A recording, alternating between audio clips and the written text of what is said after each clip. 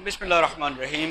Viewers, आज से हम एक नया टॉपिक शुरू करने जा रहे हैं, फंक्शनल एनालिसिस। ये फंक्शनल एनालिसिस का ये टॉपिक जो है ये बीएस फिफ्थ सेमेस्टर में पढ़ाया जाता है। इसमें बेसिकली फंक्शनल एनालिसिस दो हिस्सों में डिवाइडेड है, एक फंक्शन एनालिसिस वन और एक है फंक्शन एनालिसिस टू।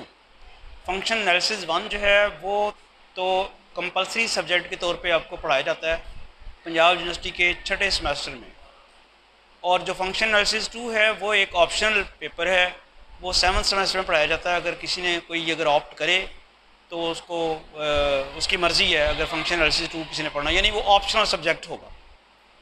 जहाँ तक फंक्शन एनालिसिस वन की बात है, जो कि हम अब स्टार्ट करने वाले हैं, ये मोस्ट यूनिवर्सिटीज़ में पाँचवें छठे सेमेस्टर में पढ़ाया जाता है, और एमएससी मैथमेटिक्स पार्ट वन में भी ये टोपोलॉजी के साथ पढ़ाया जाता है।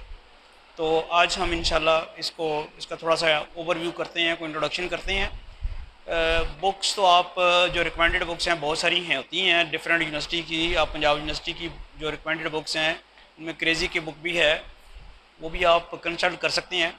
लेकिन स्पेशली इस कोर्स को मैं इस किताब से आपको पढ़ाऊँगा, फंक्शन एनालिसिस बाई Z.R. भट्टी। इस किताब ये अब इल्मी किताब खाने वालों ने पब्लिश की हुई है। अभी कोई यहाँ मुझे एक और भी नज़र आ रही है, ये पहला इसका एडिशन था जो नेशनल बुक फाउंडेशन ने प्रिंट की थी, और नेशनल बुक फाउंडेशन ने ये किताब प्रिंट की थी 2000 में। 2000 जी, नेशनल बुक फाउंडेशन ने ये किताब 2005 में पब्लिश की थी।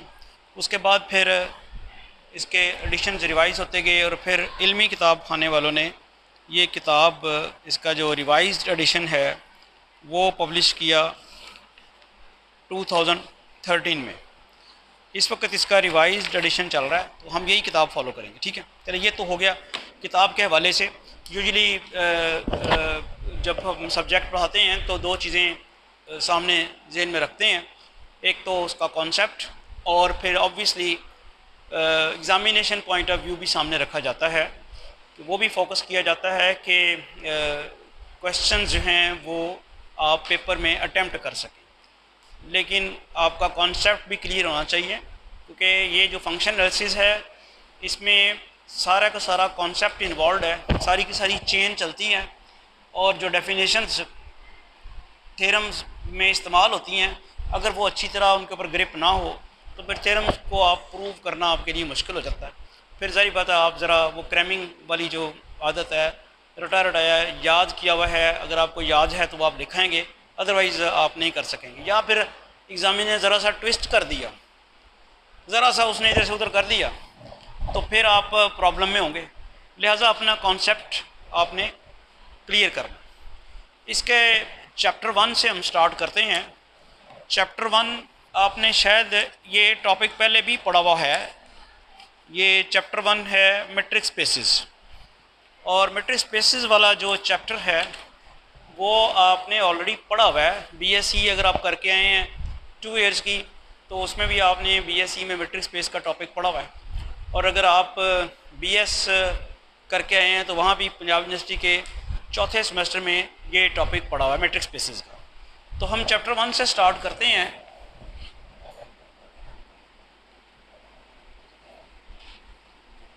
Matric spaces. अब ऑब्वियसली मैट्रिक स्पेसिस में सबसे पहले जो डेफिनेशन होगी वो किसकी होगी? मैट्रिक स्पेस की होगी। सबसे पहले तो मैट्रिक स्पेस की डेफिनेशन होगी। आप में से किसी को आती है डेफिनेशन मैट्रिक स्पेस की? कोई आइडिया है? एक्सियम्स हैं, उनमें से कोई एक्सियम याद है? जी बताएं। ठीक है, ये सही कह रहे हैं आप। ज़रा मैं आपको इसकी मैट्रिक स्पेस की प्रॉपर डेफिनेशन करने से पहले ज़रा डिस्टेंस की प्रॉपर्टीज़ समझाऊं या याद कराऊं। Properties of distance. कोई किसी को आपको किसी डिस्टेंस की जो प्रॉपर्टीज़ में से कोई प्रॉपर्टी याद हो या पता हो कि जी क्या कहते हैं? Distance always positive. इसको ज़रा और सही कर लें। पॉजिटिव डिस्टेंस ऑलवेज पॉजिटिव नहीं बल्कि डिस्टेंस ऑलवेज नॉन नेगेटिव। क्या डिफरेंस है पॉजिटिव और नॉन नेगेटिव में? पॉजिटिव में पॉजिटिव कहना, अच्छा ये बातें आप ना ध्यान से समझा करें, ये आपके लिए इसलिए भी इम्पॉर्टेंट होती हैं कि आपका जो वाइवा होता है उसमें, और जब आप लेक्चरशिप के लिए इंटरव्यू में जाते हैं तो वहाँ ये क्रॉस क्वेश्चंस आपसे किए जाते हैं कि कहीं रटा तो नहीं हुआ, कॉन्सेप्ट इसका क्लियर है कि नहीं। तो अभी मैंने आप ही के जवाब से एक सवाल पैदा हुआ, आपने लफ्ज़ इस्तेमाल किया डिस्टेंस की प्रॉपर्टीज़ में पॉजिटिव, मैंने कहा नहीं पॉजिटिव नहीं नॉन नेगेटिव। क्या डिफरेंस है आप बताएं, है फ़र्क कोई? जो नंबर जो पॉजिटिव में और नॉन नेगेटिव, अगर मैं लफ्ज़ नॉन नेगेटिव कहूँ तो आपके जहन में कौन से नंबर आते हैं? पॉजिटिव ही आते हैं। और अगर पॉजिटिव, जी ज़ीरो का डिफरेंस है, शाबाश। नॉन नेगेटिव नंबर जब हम कहेंगे तो उसमें ज़ीरो शामिल होगा, और जब हम पॉजिटिव नंबर कहेंगे तो उसमें ज़ीरो शामिल नहीं होगा। तो जब आप जब आप डिस्टेंस की प्रॉपर्टीज़ में पॉजिटिव कह रहे हैं तो आप ज़ीरो वाली ऑप्शन ख़त्म कर रहे हैं। हालांकि 2 पॉइंट्स अगर सेम हों तो उनका डिस्टेंस ज़ीरो होता है, तो वो आप ख़त्म कर रहे हैं, वो नहीं। तो पहली प्रॉपर्टी डिस्टेंस की फिर क्या हो सकती है? Distance between 2 points is always non negative. Distance between 2 points is always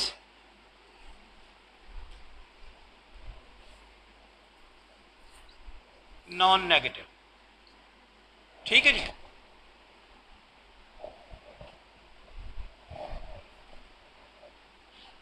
number 2 जी, दूसरी प्रॉपर्टी ज़रा बता दें आप, ज़रा दूसरी प्रॉपर्टी बताएं क्या है? शाबाश बोलें, कोई और प्रॉपर्टी? डिस्टेंस बिटवीन 2 पॉइंट्स नहीं, डिस्टेंस बिटवीन 2 पॉइंट्स आपने कहा कि डिस्टेंस हमेशा 2 पॉइंट्स के दरमियान ही होता है। एक पॉइंट का उससे डिस्टेंस भी हो सकता है और वो ज़ीरो होगा। हाँ, ये दूसरी प्रॉपर्टी क्या है कि एक पॉइंट से दूसरे पॉइंट का डिस्टेंस लें और फिर दूसरे से पहले का डिस्टेंस लें तो वो सेम होंगे। यानी डिस्टेंस जो है पॉइंट्स के ऑर्डर के ऊपर डिपेंड नहीं करता। यानी आप इसको इस तरह लिख सकते हैं, distance between 2 points is independent of their order। इसका मतलब समझ रहे हैं? एक पॉइंट आपका P1 है, एक पॉइंट P2 है। आप P1 से P2 का डिस्टेंस लें या P2 से P1 का लें, सेम होगा। तो ऑर्डर इंपॉर्टेंट नहीं है पॉइंट्स का, ठीक है ना? ऑर्डर इंपॉर्टेंट नहीं है। Distance between 2 points is independent of their order. Number 3 property क्या हो सकती है?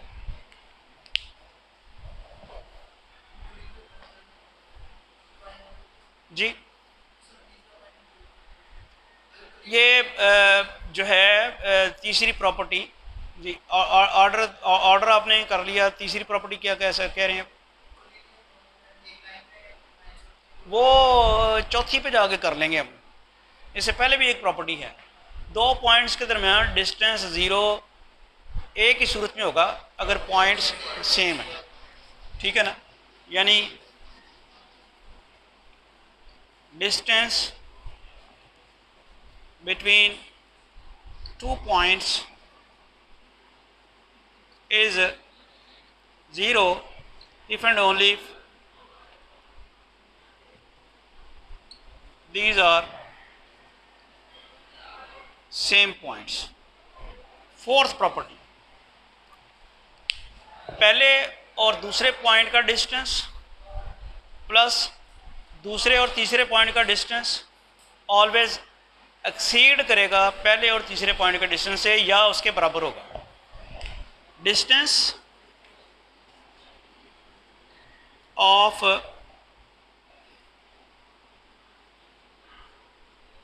पॉइंट्स 1, बल्कि इसको लिखें सम of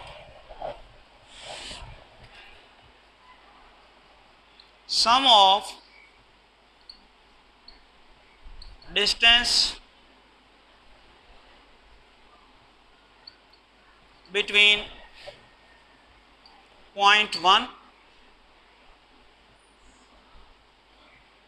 point 2 and sum of distance between point 1 and point 2 and point 2 and point 3.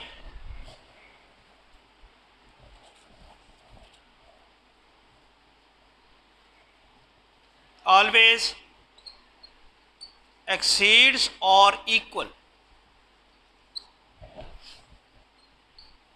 to the distance between point 1 and point 3. ये हैं 4 properties of the distance.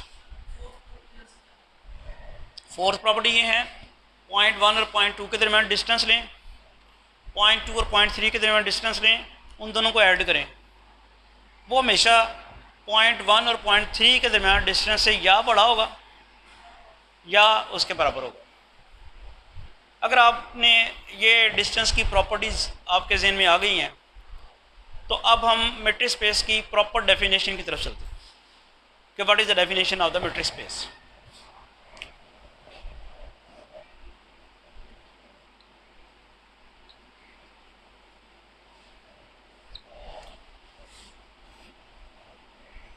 Let X be a non-empty set, a function D such that from X cross X2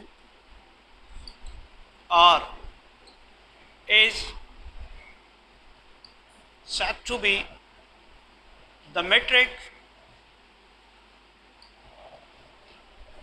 on X if M1 axiom।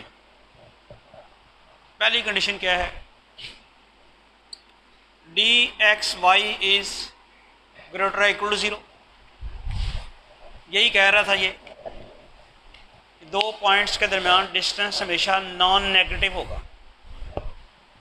आपने दो conditions यहाँ पे लिखी हैं, dxy greater और equal to 0, या वो 0 या 0 से बड़ा, नॉन नेगेटिव। मीट्रिक का दूसरा एक्सियम याद है किसी को, क्या था जी बताएं? dxy is equal to 0 if and only if x is equal to y। ये बेसिकली मैंने ये लिखा, ठीक है। इसका मतलब क्या है, ये दूसरे एक्सियम का मतलब ऐसे क्या है कि जब दो पॉइंट्स के दरमियान डिस्टेंस 0 हो तो वो क्या इंप्लाई करता है कि पॉइंट सेम है, और कन्वर्सली इंप्लाई क्या है, x इज इक्वल टू, अगर पॉइंट सेम हो तो ये क्या इंप्लाई करता है, dxy इज इक्वल टू 0।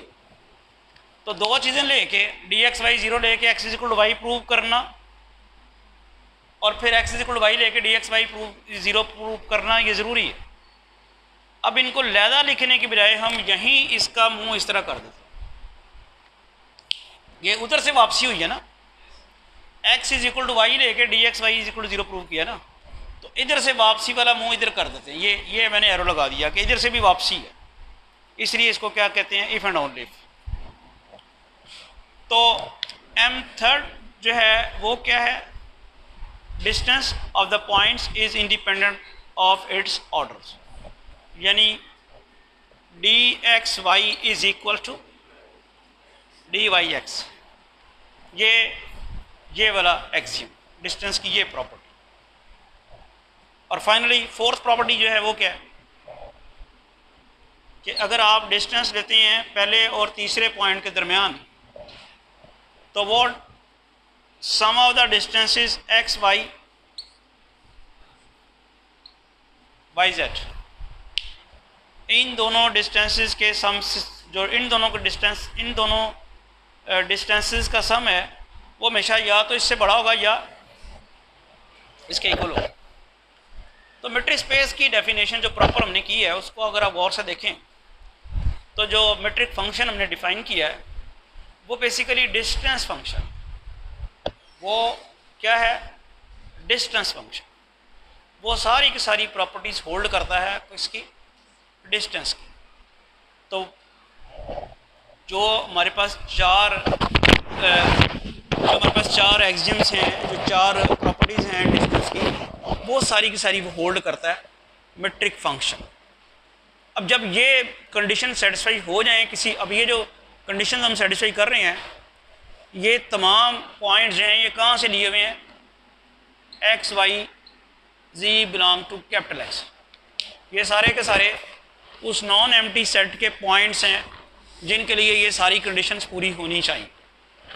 कौन सी सारी condition, d x y greater equal to zero, d x y stands for the distance between x and y, d x Y is equal to zero conversely implies x is equal to y, d x y should be equal to D Y x, and d x Z is lesser और equal to D x Y plus D Y z. जैसे बताया था, पहले और दूसरे point के दरमियान distance और दूसरे और तीसरे पॉइंट्स के दरमियान डिस्टेंस, इन दोनों का सम पहले और तीसरे पॉइंट्स के डिस्टेंस से या बड़ा होगा या बराबर होगा।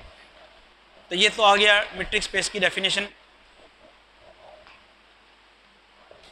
ये जो डिस्टेंस फंक्शन मीट्रिक लिया है, ये और एक्स को ऑर्डर पेयर बना के हम क्या लिखते हैं, metric space X D is set to B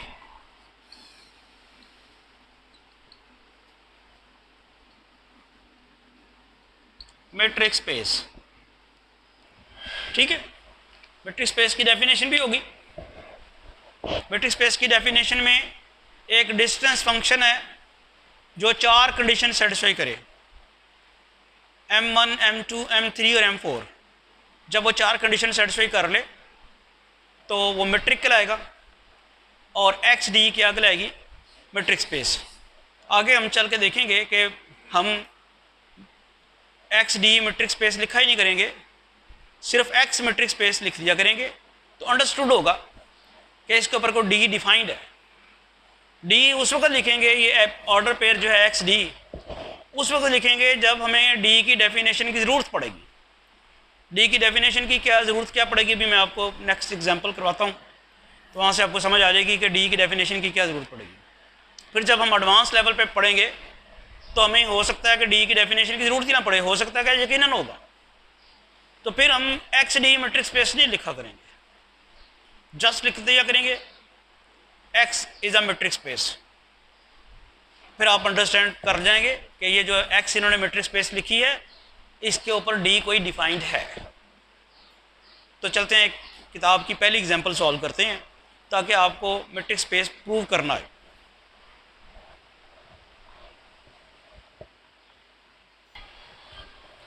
next book की पहली एग्जांपल है usual metric on R. R mean set of real numbers. Set of real numbers के ऊपर यूजुअल मीट्रिक कैसे डिफाइन करते हैं वो डिस्कस करते हैं हम। इसकी डेफिनेशन पहले मैं स्टेटमेंट लिख दूं, show that be such that R cross R to are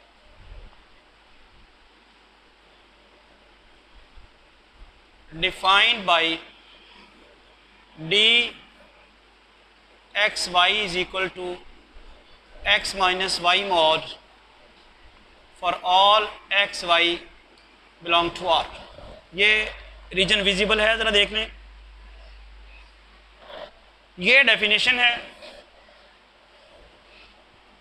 is a metric on R। हमने क्या साबित करना है? अब देखें, यहाँ जब आप मीट्रिक स्पेस की डेफिनेशन लिख रहे थे तो गौर करें, फंक्शन जो था वो था function from x cross x to r, x cross x to r था, तो मैट्रिक किसके ऊपर डिफाइन हुई थी? x के ऊपर। यानी जिस सेट के ऊपर आपने मैट्रिक डिफाइन की गई थी उसकी क्रॉस प्रोडक्ट उसकी डोमेन में आती है फंक्शन की, उसी के साथ। तो मैं जब यहाँ कह रहा हूँ मैट्रिक ऑन r, तो डोमेन में मेरे पास क्या आना चाहिए? r क्रॉस r, ठीक है। और इसीलिए आपको याद भी होगा कि जब आप फंक्शन लिखते हैं तो यहाँ जो एलिमेंट आता है वो क्या आता है? डोमेन का एलिमेंट आता है। ये एलिमेंट डोमेन का आता है। ये कहाँ से आना है?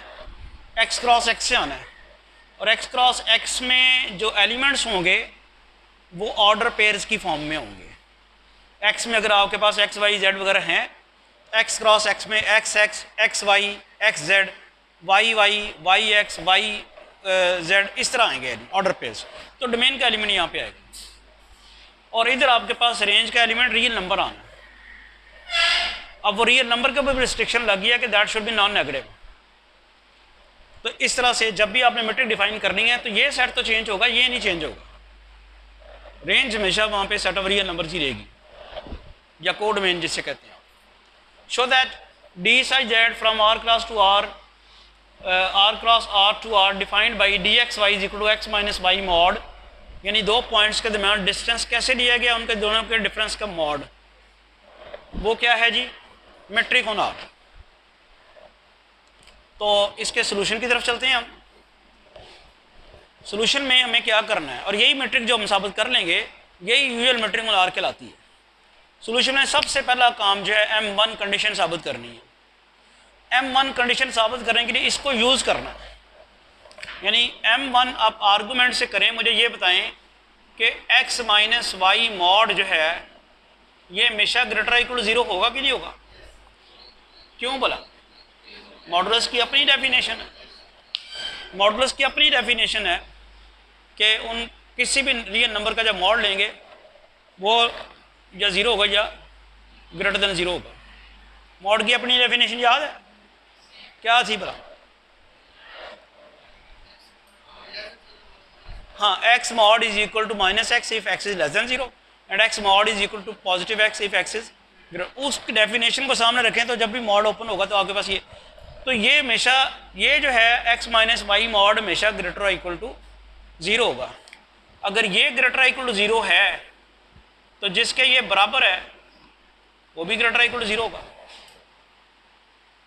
या आप इस M1 एक्सियम को इस तरह लिख सकते हैं कि जी in very short d x y किसके बराबर है? x minus Y mod. और x minus Y mod greater equal to 0 है for all x Y belong to r। तो ये वर्किंग करने की जरूरत नहीं है। आप यहाँ लिखें, ये लिखा आपने, ठीक है, और उसके बाद आप for all x Y belong to r लिख दिया, और आप यहाँ लिख दें since x minus Y mod greater equal to 0 for all x y belong to r।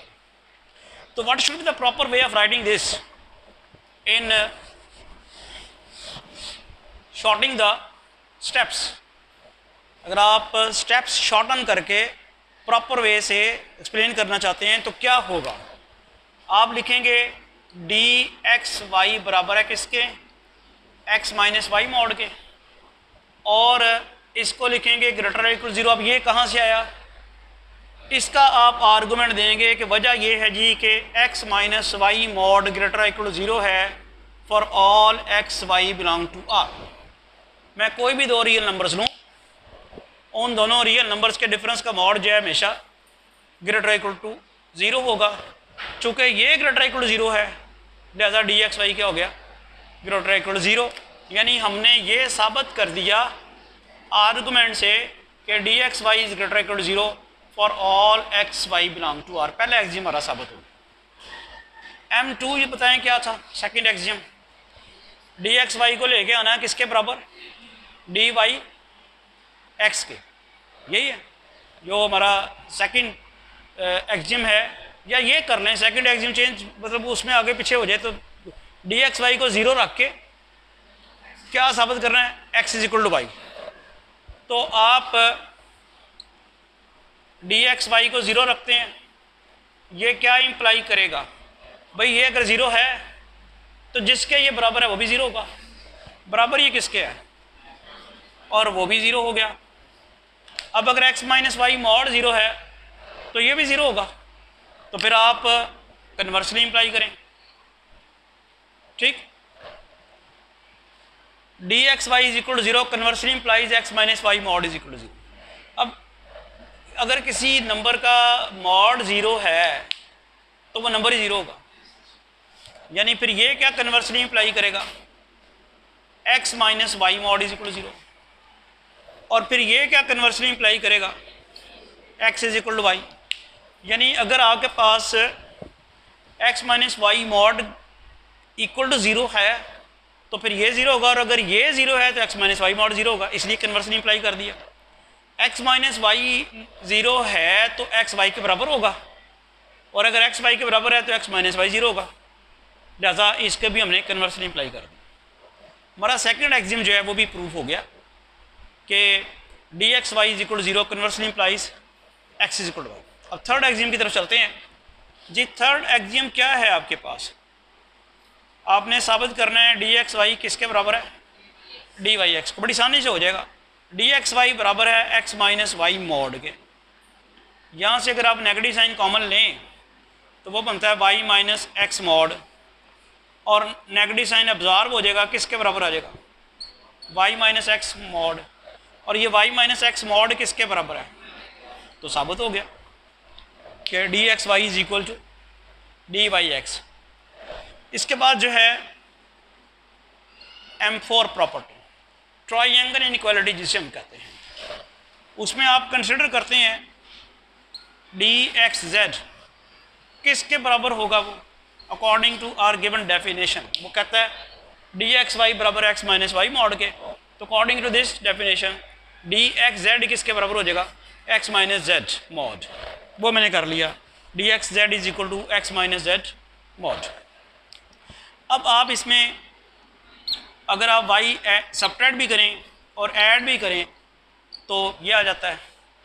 इसके बाद एक मॉड के अगर आप दो मॉड बनाते हैं तो सिंबल क्या आता है, लेसर और इक्वल टू, क्या बन जाता है, x minus Y mod plus Y minus Z mod. ये भी ऑलरेडी रियल नंबर की प्रॉपर्टीज़ में आपने पढ़ा हुआ है, एक मॉड के दो मॉड बनाएंगे तो इनक्वालिटी इंट्रोड्यूस हो जाएगी। नेक्स्ट आपके पास आ जाता है, ये किसके वैसे बराबर है, ये बराबर है डी एक्स वाई और ये बराबर है D Y Z.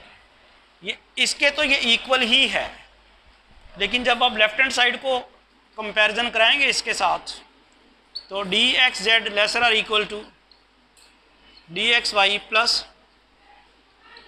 D Y Z. D x Z is lesser or equal to D x Y plus D Y Z.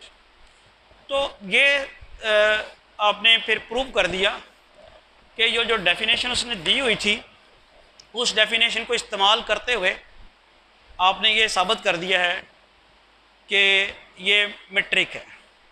इसका क्या नाम है, usual metric. Usual metric on R. आगे जब हम चलेंगे तो usual metric on R square की बात होगी, वो कुछ और होगा। Usual metric on R cube की बात होगी, वो कुछ और होगा, उसको भी यूक्लिडियन मेट्रिक कह देंगे आगे चलते। लेकिन जब वो यूजुअल मेट्रिक ऑन आर के तब आपने ये डेफिनेशन लगानी, अदरवाइज ये चेंज हो जाएगी। बेसिकली ये जो डिस्कशन का मकसद सिर्फ ये था कि आपको आर्गूमेंट्स की मदद से प्रूव करना आ जाए। इसका सिनेरियो ही कुछ और है। स्पेसिस जो आप ये प्योर मैथमेटिक्स की जो चीज़ें आप पढ़ते हैं ये तो वैसे बहुत बेस लेवल है ना। इसमें भी आपने देखा कि आपको डेफिनेशन अगर मेट्रिक स्पेस की नहीं याद, एक्सियम में से कोई एक्सियम नहीं आता तो फिर वो आप प्रूव नहीं कर सकेंगे। तो अब किताब में बहुत सारी एग्जांपल्स हैं, एक आध एग्जांपल मैं आपको और करवा दूंगा, बाकी आपने एग्जांपल्स खुद करने हैं। अब इस सिलसिले में आपने कोई क्वेश्चन करना हो, आपके ज़हन में कोई सवाल हो मेट्रिक स्पेस की डेफिनेशन के मतलब या उसके मतलब जो हमने जो एक्सियम्स हैं वो एक्सियम्स ये इसलिए हैं कि डिस्टेंस की शुरू मैंने आपको प्रॉपर्टी बताई है कि ये सारे के सारे एक्सियम जो है डिस्टेंस की प्रॉपर्टीज, इसलिए आपको बता दूँ।